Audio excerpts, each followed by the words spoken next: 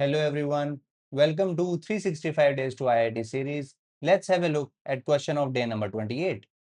Find the acceleration of the cylinder of mass small m and radius capital R and that of plank of mass capital M placed on smooth surface pulled with the force F as shown in the figure. Given that sufficient friction is present between cylinder and the plank to prevent sliding of the cylinder. Okay. ये question मैंने इसलिए select किया है ताकि मैं आपको एक छोटा सा कंसेप्ट इस क्वेश्चन के द्वारा आपको बता सकूं। आओ सॉल्यूशन पे जंप करते हैं डायरेक्ट और देखते हैं कि वो कंसेप्ट है क्या। Meanwhile if you want to try pause this video and try it yourself and you can tell your answer with my solution. Okay, तो देखो क्या है। देखो ये जो नीचे वाली सरफेस है, ये जो सरफेस है ये है फ्रिक्शनलेस, यहाँ तो कोई फ्रिक्शन है ही नहीं और इसको एक फोर्स F से खींचा गया। ये प्लैंक है कैपिटल मास M। ये एक स्ट्रिंग है जो एक पुली से होते हुई अब, और ये एक सिलेंडर से अटैच्ड है, उसके सेंटर से अटैच है, सिलेंडर के सेंटर से। और इस सिलेंडर का मास है स्मॉल m और इसका रेडियस है कैपिटल R। कह रहा है कि given that sufficient friction is present between cylinder and plank, यहां पे इस सरफेस पे फ्रिक्शन इज प्रेजेंट। ऑब्वियसली अगर फ्रिक्शन प्रेजेंट ना होता तो ये सिलेंडर रोल ना करता, ये सीधा स्लाइड करता, ऐसे जाता हुआ दिखाई देता आपको। पर सफिशिएंट फ्रिक्शन होने की वजह से ये सिलेंडर अब प्योर रोल करेगा, इसके ऊपर प्योर रोलिंग शो करेगा। ठीक है, तो मैंने क्या बोला, as friction is sufficient cylinder is doing pure rolling. ठीक है, अब देखो होगा क्या, मैं आपको एक साथ दिखाता हूं अभी। चलो देखते हैं कि क्या होगा। यहां पे मैंने एक फोर्स लगाया F और ऊपर ये आपका है एक सॉलिड सिलेंडर। इसका centre is attached bye string और यहां ऐसे, तो इसमें तो टेंशन T होगी, एक ही रस्सी है तो टेंशन सेम होगी।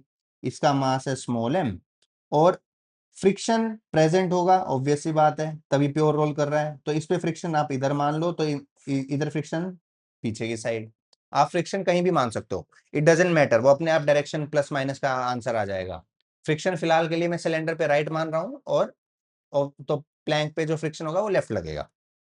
और कुछ नॉर्मल रिएक्शन ऊपर mg नीचे, ये तो आप दिखाई सकते हो।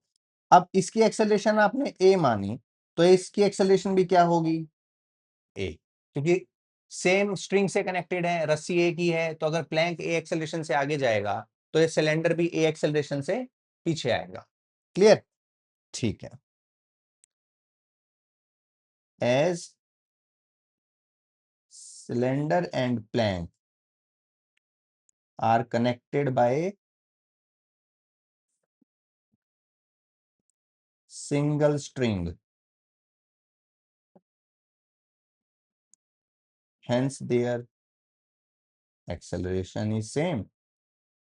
सिंपल सी बात। अब वन बाय वन करते हैं। ऐसा करते हैं कि ट्रांसलेटरी मोशन के लिए पहले न्यूटन सेकंड लॉ लगाते हैं, F इजिकल टू m में। तो फॉर प्लैंक क्या बोलोगे, F minus small f minus t must be equal to capital M into a, इसका मास तो कैपिटल M है। और what about for solid cylinder, देखो क्वेश्चन में कहीं सॉलिड वर्ड यूज नहीं है सिलेंडर के लिए। तो बच्चा ऐसे बोलता है कि सर ये होलो भी तो हो सकता है। अनटिल और अनलेस मेंशन्ड, अगर आपको सिर्फ सिलेंडर बोल रहा है, सिर्फ स्फेयर बोल रहा है, तो हमेशा सॉलिड लेके चलेंगे उसे।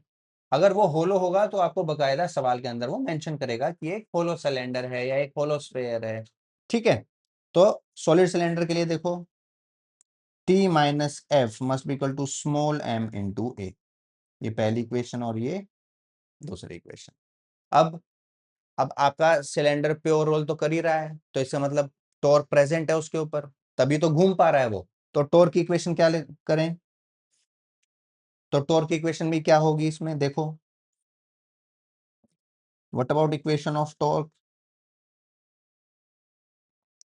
अबाउट सेंटर ऑफ सिलेंडर में निकालना चाह रहा हूं। और दिखाता हूं मैं आपको। ऐसे ऐसे सवाल हम पहले कुछ कवर कर चुके हैं, तो आपको बहुत डाउट आपके क्लियर हो जाने चाहिए। यहाँ फ्रिक्शन एफ, ठीक है।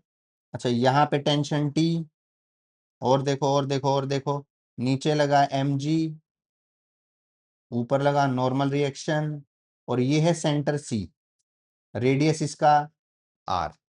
अब मैं क्या टॉर्क अबाउट सेंटर निकाल रहा हूं। अब बताओ, क्या एन एम जी, ये देखो एम जी एन टी, ये तो सेंटर से ही पास हो गए ये फोर्स। तो इसका मतलब ये टॉर्क तो जनरेट करेंगे ही नहीं। एक छोटी सी मेरी यूट्यूब शॉर्ट पे 2 मिनट की वीडियो भी है जिसमें मैं बता रहा हूँ कि आपका टॉर्क कब लगता है कब नहीं, आप जाके देख सकते हो। वहां मैंने सिंपल वर्ड्स में एक्सप्लेन किया हुआ है। अगर आप फोर्स की लाइन को एक्सटेंड कर दोगे और जो आपने एक्सिस ऑफ रोटेशन माना है, इस केस में जो सेंटर है, अगर उसको वो कट कर रहा है, एक्सिस ऑफ रोटेशन को फोर्स लाइन अगर कट कर रही है, तो वो कभी भी टॉर्क जनरेट नहीं करती है। But what about friction? Friction की लाइन को अगर मैं बढ़ाऊं, आगे पीछे करूं, तो ये सेंटर को कट नहीं कर रही है। तो एक लौता कारण इसका प्योर रोलिंग करने का, इसको टॉर्क प्रोड्यूस करने का कौन है? फ्रिक्शन। तो टॉर्क अबाउट सेंटर क्या हुआ? एफ इंटू आर, और this must be equal to I about centre into alpha. Torque is equal to I alpha, right? What about moment of inertia about centre axis of a solid cylinder? Half M R square into alpha. Clear? ठीक है। पिचकू problem, अगर आपने पहला वाला rotational का सवाल किया है इसी सीरीज में, तो मैंने थोड़ा बहुत आपको पिचकू प्रॉब्लम के बारे में बताया था। क्या एक डिस्क का सेंटर के अबाउट, एक डिस्क का सेंटर के अबाउट जो मोमेंट ऑफ इनर्शिया है वो 1/2 mr² होता है। अब एक सॉलिड सिलेंडर को अगर आप पिचका दोगे तो डिस्क ही तो बनेगी। तो इसलिए मैं कह रहा हूं इसको पिचकू प्रॉब्लम। तो अगर आपने सॉलिड सिलेंडर को पिचका दिया तो वो डिस्क बनी, और डिस्क का कितना होता है? ½ mr²। तो सॉलिड सिलेंडर का भी कितना होगा उसी एक्सिस के अबाउट? ½ mr²। ठीक है। अब बात करते हैं इस अल्फा की। अल्फा निकाल सकते हैं। अच्छा, प्योर रोलिंग है, देखो मैं क्या कह रहा हूं। As it is pure rolling, hence a should be equal to R alpha. ये आपने है ना पढ़ा होगा। As it is pure rolling, hence a should be equal to R alpha. अभी मैं आपको दिखाता हूं मैं क्या कहना चाह रहा हूं। ये देखो, ये आपका सिलेंडर, ये है ना ऐसे चल रहा है ए एक्सेलेरेशन से। अरे सेंटर ऑफ मास एक्सेलेरेशन तो ए है, तो हर पॉइंट की एक्सेलेरेशन क्या होगी? सर ए होगी। लीनियर एक्सेलेरेशन क्या होगी? सर ए होगी। अब ये ना अल्फा से घूम भी रहा है, अल्फा से घूम भी रहा है, तो क्या करो सर, आर अल्फा यहाँ पे, आर अल्फा इसके लिए, आर अल्फा। और आपको पता है जब प्योर रोलिंग का केस होता है तो जो ये बॉटम मोस्ट पॉइंट है ये हमेशा किस पे होता है? At rest. तो आपने क्या बोला? A is equal to R alpha. बिल्कुल सही। पर ये केस तब है जब ये एक ऐसी सरफेस के ऊपर रखा हो जो खुद चल नहीं रही, जो खुद चल ना रहा हो। फॉर एग्जाम्पल देखो, अगर मैं इसको ग्राउंड पे रखता हूं, ये मान लो ग्राउंड होता है, ये किस पे रखा हुआ है? ग्राउंड पे। अब ये ग्राउंड पे रोल कर रहा है, तो ग्राउंड की वेलोसिटी या ग्राउंड की एक्सेलरेशन कितनी है? 0। तो इसको रेस्ट पे होने के लिए आपने आगे की एक्सेलरेशन और पीछे की एक्सेलरेशन को बराबर कर दिया, तो A is equal to R alpha आ गया। यही वो पॉइंट है जो इस पर्टिकुलर क्वेश्चन में मैं आपको पॉइंट आउट करना चाह रहा हूं। अब रियलिटी में जो ये सिलेंडर है ये ग्राउंड पे थोड़े रखा है, ये तो प्लैंक के ऊपर रखा है, और प्लैंक खुद चल रहा है ए एक्सेलरेशन से। तो क्या A is equal to R alpha होगा? आओ देखते हैं। ठीक है, ये केस आपको समझ आए कब है? It is when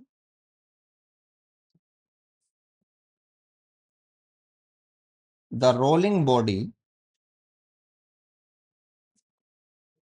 is kept on a stationary surface. Clear.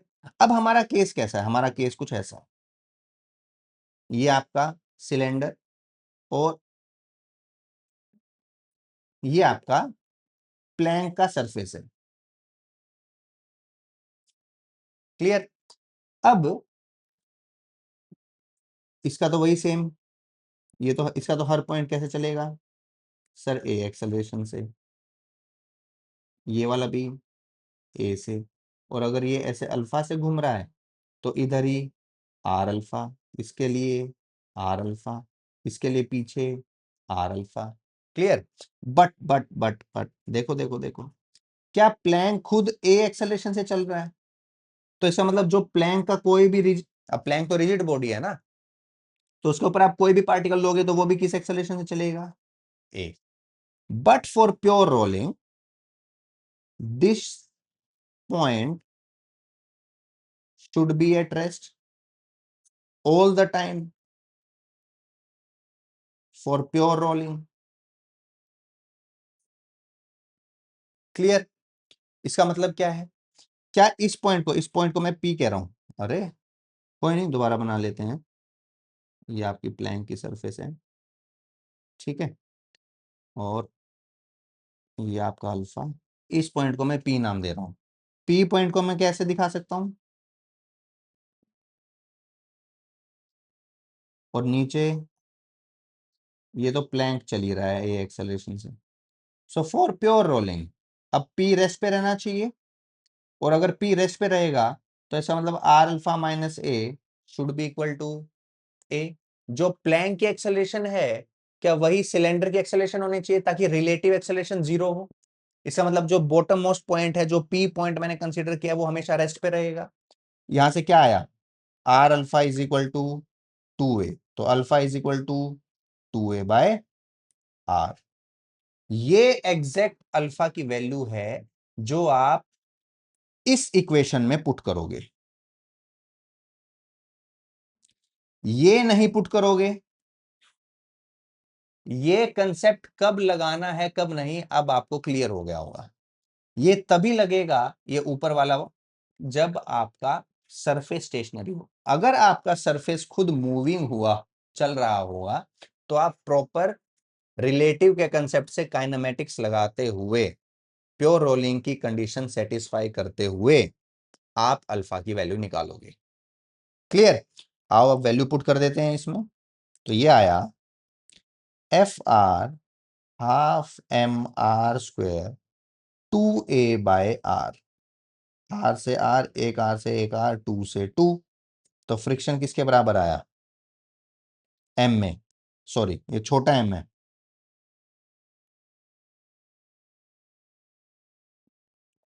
ये क्या है? ये छोटा एम। तो एफ किसके बराबर आया? एम में। ओ ठीक है, इसको सेकंड इक्वेशन में रख दें। Putting in equation number 2। Two equation क्या है? T minus F is equal to M A. तो T minus M A is equal to M A. यहां से टेंशन किसके बराबर आई? 2 ma। अब इन दोनों वैल्यूज को इक्वेशन नंबर 1 में पुट कर दो।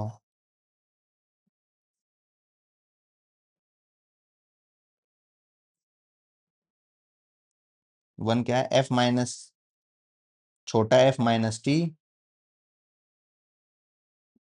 Capital M into A. तो F minus M A minus 2 ma is equal to M A. F minus, अच्छा, is equal to 3 ma plus M A. तो ए किसके बराबर आया? F by 3m plus m। ये आपका आंसर। इस acceleration से आपका सिलेंडर रोल होगा, आपका प्लैंक चलेगा। क्लियर। अब इसी कंसेप्ट पे बेस्ड हमारा अगला सवाल जो क्वेश्चन नंबर 29 है, ये लो, ये रहा वो सवाल। ठीक है, A plank of mass m, same वही, a plank of mass m is placed on a smooth surface. ये surface कैसी है? Smooth. Over a, अच्छा, over which a cylinder of mass m, छोटा m, वही cylinder रखा हुआ है, of radius capital R is placed as shown in the figure.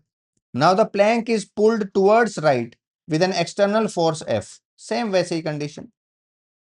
If cylinder does not slip over the surface of the plank, find the linear acceleration of plank and cylinder and the angular acceleration of the cylinder.